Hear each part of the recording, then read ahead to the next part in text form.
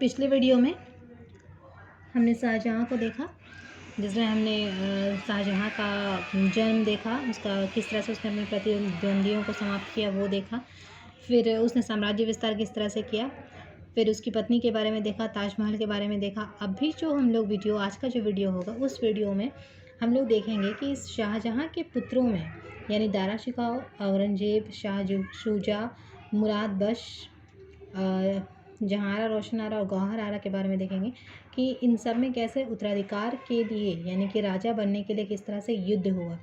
तो इन युद्धों को हम लोग उत्तराधिकार का युद्ध के नाम से इतिहास में फेमस है, जो कि 4 युद्ध इसमें लड़े गए हैं। और देखेंगे कि अंतिम रूप से किस तरह से औरंगजेब विजयी होता है और वह किस तरह से शासक बनता है। तो स्टार्ट करते हैं हम लोग आज का वीडियो। उत्तराधिकार का युद्ध, जो कि जिसका टाइमिंग है 1657 से लेकर 1658 ईस्वी तक, मतलब 1 वर्ष के भीतर जो युद्ध, 4 युद्ध लड़े गए, उसे उत्तराधिकार का युद्ध कहा जाता है। हम स्टार्ट करेंगे। अकबर के काल से पुत्रों द्वारा जो विद्रोह की परंपरा आरंभ हुई, शाहजहाँ के काल तक आते आते उसने विकराल रूप धारण कर लिया। शाहजहाँ के अंतिम समय में उसके 4 पुत्रों दारा शिकोह, औरंगजेब, शाह शुजा और मुराद बख्श के बीच 1657 से 58 ईस्वी के बीच में युद्ध हुआ। इस समय दारा शिकोह शाह शुजा के साथ आगरा में था, औरंगजेब दक्षिण में था, शाह शुजा बंगाल में था और मुराद बख्श गुजरात के में राज्यपाल था। मतलब क्या है, औरंगजेब दक्षिण में यहाँ पे था और जो मुराद बख्श है वो इधर गुजरात में था, शाह शुजा इस तरफ बंगाल में था और दारा शिकोह शाहजहाँ यानी अपने पिता के साथ उत्तर में था, यानी आगरा में था। जहांआरा जो उसकी बड़ी बेटी थी, शाहजहाँ और दारा शिकोह एक साथ थे। मतलब क्या है कि जहांआरा तो शुरू से ही अपने पिता के बहुत करीब रही और जीवन पर्यंत वो अपने पिता के साथ ही रही, इसलिए उत्तराधिकार का जो युद्ध चल रहा है उसमें भी वो अपने पिता के साथ ही होगी। लेकिन जो दारा शिकोह जो है, उसका बड़ा बेटा, वो भी अपने पिता शाहजहाँ के साथ ही है। उसने दिल्ली व आगरा के कुछ निर्माण कार्य अपनी देखरेख में कराए थे।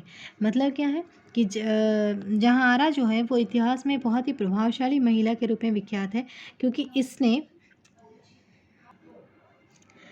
जहांआरा जो है वो एक इतिहास में बहुत ही प्रभावशाली महिला के रूप में जानी जाती है, क्योंकि एक तो राजनीति में भी उसका महत्वपूर्ण स्थान रहा, वो अपने पिता के हमेशा जीवन पर्यंत साथ रही। इसके अलावा उसने बहुत सारे निर्माण कार्य भी इतिहास में कराए हैं, जिसके कारण वो इतिहास में फेमस महिला यानी प्रसिद्ध महिला के रूप में जानी जाती है।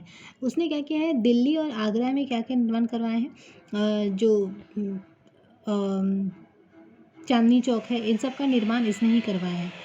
रोशन आरा औरंगजेब के साथ दक्षिण भारत में रही और जहांआरा की योग्यता से ईर्ष्या करती थी। मतलब जहांआरा चूँकि बहुत ही प्रभावशाली महिला थी राजनीतिक रूप से, तो इसीलिए जहांआरा अपनी बहन से बहुत जलती थी, ईर्ष्या करती थी और वो दक्षिण में थी औरंगजेब के साथ। औरंगजेब को भी वह दारा शिकोह के विरुद्ध भड़काती रहती थी। दारा शिकोह जो कि औरंगजेब का सबसे बड़ा, शाहजहाँ का सबसे बड़ा बेटा था, उसकी आयु 63 वर्ष थी। वो औरंगजेब से भी ज़्यादा योग्य था हर दृष्टि से। उसकी धर्म में, दर्शन में, अध्ययन में काफ़ी रुचि थी।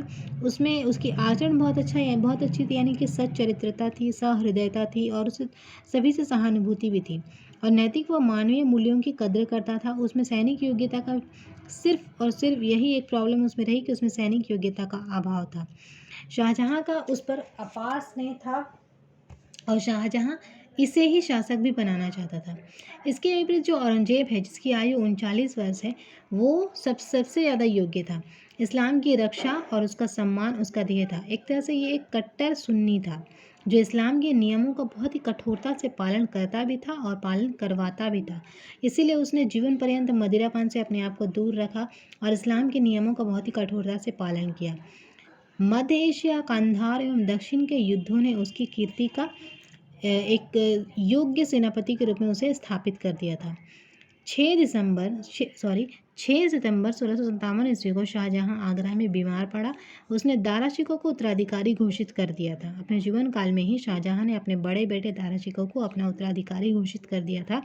मुगल काल में राजस्व का तुर्क मंगोल सिद्धांत प्रचलित था। मतलब क्या है, मंगोल सम्राट चंगेज खान ने अपने यस्सा मंगोल कानून को यस्सा कहा जाता है। ये क्वेश्चन आता है यस्सा क्या है तो आपको बताना है मंगोल कानून।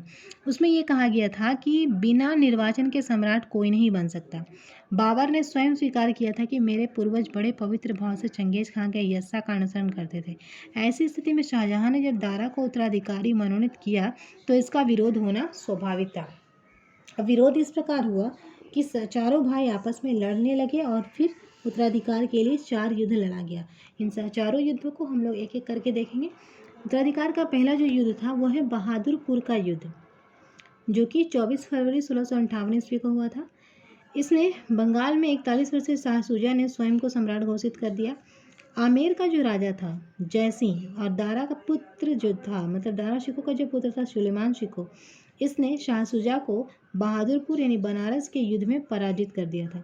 अब शाह शुजा यहाँ से भाग गया, मतलब हम क्या देख रहे हैं कि युद्ध में शाह शुजा अब नहीं रहा। दूसरा जो युद्ध हुआ है वो है धर्मट का युद्ध। धर्मट का युद्ध कब हुआ? 25 अप्रैल 1658 ईस्वी को। औरंगजेब ने 33 वर्षीय मुराद बख्श को, जो कि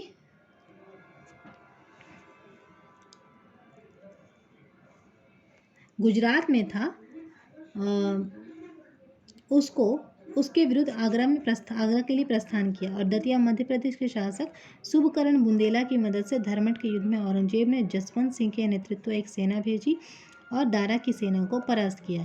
धर्मट जो कि उज्जैन में है से अब औरंगजेब आगरा की ओर बढ़ा।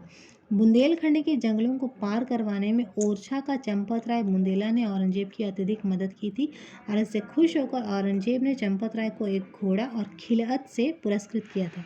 अब बताओ ये खिलअत क्या है? तो जो राजकीय पोशाक होता है उसे खिलअत कहते हैं। तो औरंगजेब की जब चंपत राय बुंदेला ने धर्मट के युद्ध में मदद की थी तो इस बात से खुश होकर औरंगजेब ने उसको चंपत राय को उपहार के रूप में एक घोड़ा दिया था और राजकीय जो वस्त्र होता है पोशाक वो दिया था, जिसको कि इतिहास में जिसे कि खिलअत कहा जाता है। अब जो अगला युद्ध था वो था सामूगढ़ का युद्ध। ये कब हुआ था? 28 मई 1658 ईस्वी को। आगरा से 8 मील पूर्व में स्थित सामूगढ़ के युद्ध में औरंगजेब ने दारा को परास्त किया। दारा को लाहौर की ओर भागना पड़ा। फिर नेक्स्ट जो युद्ध हुआ था वह था खजुआ का युद्ध, जो 3 जनवरी 1659 ईस्वी को लड़ा गया था। इलाहाबाद के निकट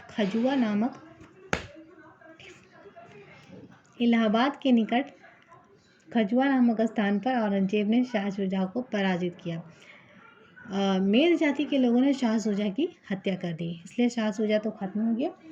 अब बचे दारा शिकोह। तो दारा को पकड़ लिया गया, अरेस्ट कर लिया गया और उस पर मुकदमा चलाकर उसे मृत्युदंड दे दिया गया।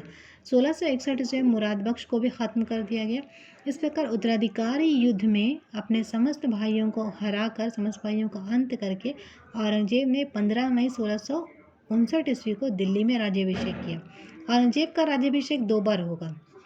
पहला तो अभी हुआ 15 मई 1659 ईस्वी को दिल्ली में हुआ, उसके बाद एक और बार उसका राज्याभिषेक होगा जो विधिवत रूप से होगा। अब यहाँ से जो है उत्तराधिकार का युद्ध खत्म होता है और अब हम लोग यहाँ से स्टार्ट करेंगे औरंगजेब को देखना। औरंगजेब जो है उसका शासनकाल 1658 ईस्वी से लेकर 1707 ईस्वी तक। मुइजुद्दीन मोहम्मद औरंगजेब, ये उसका पूरा नाम है। इसका जन्म 3 नवंबर 1618 ईस्वी में उज्जैन के पास दोहद में हुआ था। औरंगजेब का विवाह 18 मई 1636 ईस्वी को दिलरास बानो बेगम, जिसको कि रबिया बीबी के नाम से इतिहास में जाना जाता है, के साथ हुआ था। यह फारस राजघराने की शहजादी थी। 31 जुलाई 1658 ईस्वी को हड़बड़ी में उसका राज्यारोहण हुआ और विधिवत रूप से इसका राज्याभिषेक जो है 15 मई 1659 ईस्वी को हुआ था। वह दिल्ली के मयूर सिंहासन पर बैठा था। हम आगे देखेंगे 22 सितंबर 1686 ईस्वी को बीजापुर और 2 अक्टूबर 1687 ईस्वी को गोलकुंडा को मुगल साम्राज्य में शामिल कर लिया। दक्षिण भारत में शिवाजी के साथ राजा जयसिंह ने 11 जून 1665 ईस्वी को पुरंदर की संधि की। इस संधि के तहत शिवाजी औरंगजेब के पास आगरा गए। यहाँ शिवाजी को धोखे से कैद कर लिया गया। शिवाजी के पास पूजा हेतु जो फल आते थे उसी की टोकरी में बैठकर शिवाजी यहाँ से भागे और 14 अप्रैल 1680 ईस्वी को शिवाजी की मृत्यु हो गई। संभाजी जो उसका उत्तराधिकारी था 21 मार्च 1689 ईस्वी को औरंगजेब ने संभाजी का कत्ल कर दिया और इसके बाद मराठे औरंगजेब के शत्रु बन गए। औरंगजेब इसके बाद दक्षिण में ही उलझा रहा। अत्यंत भागदौड़ के कारण वह बीमार पड़ गया और 3 मार्च 1707 ईस्वी को औरंगजेब की मृत्यु हो गई। दौलताबाद में उसे दफनाया गया। औरंगजेब की मृत्यु के साथ ही मुगल साम्राज्य का पतन आरंभ हो गया और बहादुर शाह जफर अंतिम मुगल सम्राट था, जिसने 1857 ईस्वी की क्रांति का नेतृत्व किया था, जिसे हम जब 1857 ईस्वी की क्रांति को देखेंगे तब हम लोग बहादुर शाह जफर को देखेंगे। तो ये था मुगल काल के सभी शासकों का राजनीतिक इतिहास, जिसके हमने क्रमबद्ध देखा। और आज का वीडियो हम लोग इतना ही रखते हैं। नेक्स्ट वीडियो में हम लोग मुगल और बारे में देखेंगे, एक एक करके देखेंगे कि जैसे बाबर और राजपूत का संबंध, हुमायूं राजपूत का संबंध, अकबर राजपूत, इस तरह से एक एक करके हम लोग सबको देखेंगे ना।